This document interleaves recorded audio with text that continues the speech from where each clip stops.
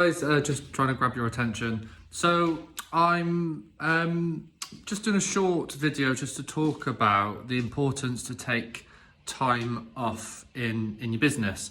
So I've recently had a week away in New York with my family.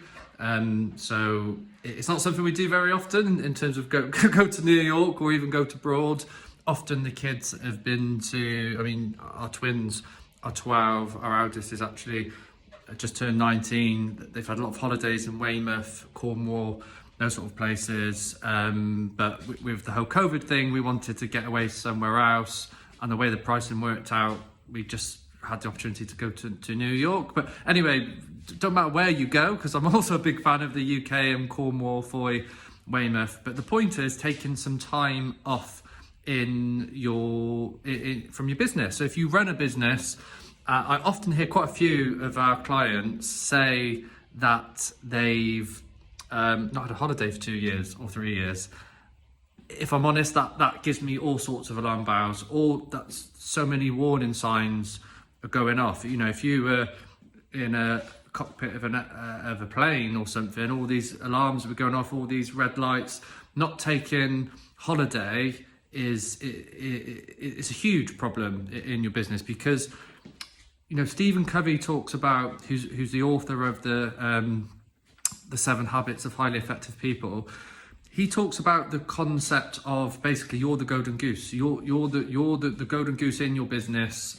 You're laying the golden eggs. So the golden eggs is the output. You're driving the business, and you can't just keep on treating the golden goose like a machine and just going to carry on going. You need to recharge your batteries. I know this is not new stuff. You're probably thinking, I know about this. This is common sense. But I would say to you, are you doing it? Common sense is not common practice. Are you actually doing these things? Are you taking the time off? Even if it's a short weekend away every few months, you'll be better for it, and your business will be better for it. So that's one thing I wanted to talk about. It's so important.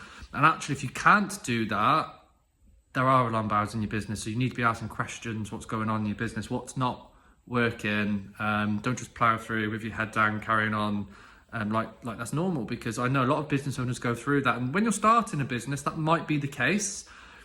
I'm not saying it's easy to start a business or to run a business, but if you're constantly in that position where you can't take that time off, that's normally some sort of a warning sign. But the other thing I want to talk about is, even when you're a bit further along the line, you're more established as a business, it's a brilliant opportunity to take some time off. So as I said, I've been to New York. I ended up having over a week off because the timing difference, and you lose a bit of time, and we stayed in the airport hotel the night before and everything. And I haven't really checked my emails. I think if you work for yourself, you've got no team members, then you probably might need to check your emails. But even then, I would question, can't you just put an out of office on to say, I plan my work, I'm on top of everything.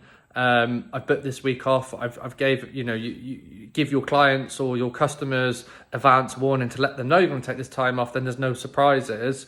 But anyway, I haven't really dipped in, so I didn't really know what I'm coming back to in the office, and it's not been that bad. So you in your head, you think you've got all this stuff to do, and I'm not saying it's always like that. Sometimes there's a bit of chaos, and there's some issues or things you need to sort out. And some people argue that they do 2 weeks worth of work the week before they take holiday, so that they don't come back to chaos. But the point I'm trying to make is, whatever you're coming back to is a sign of your business.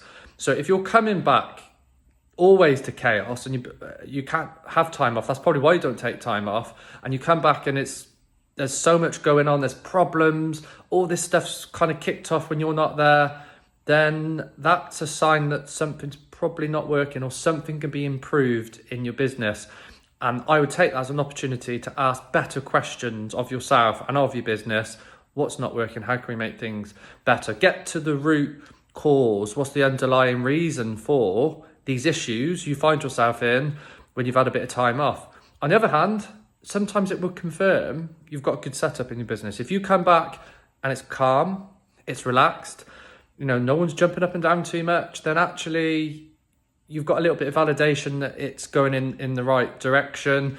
I am generalizing. It does depend what you're trying to do in your business. If you don't have a team, then it's a different situation. If it's just you as a contractor or freelance, it's a completely different situation. It does depend what you're trying to do. But even if you don't have a team and it's just you, I'd probably say the same thing. If you come back to chaos, it's not inevitable you've got to come back to chaos because you don't have team members. It's still about how are you running your business on your own in the run-up to taking that time off. How are you managing your priorities, your deadlines?